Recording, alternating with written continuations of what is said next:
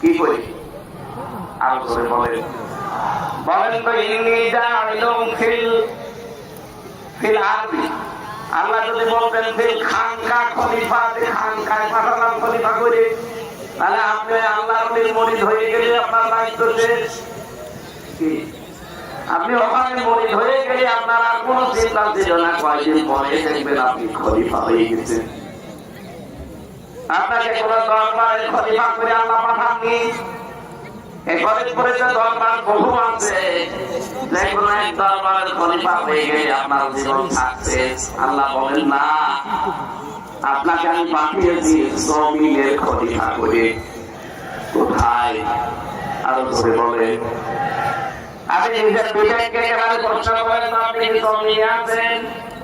না, আপনি মাদ্রাসায় আছেন পড়ে, আপনি মসজিদে আছেন পড়ে, আপনি খানকায় আছেন, আপনি দরবারে আছেন। জমিন ফাঁকা পেয়েছে জালেমরা।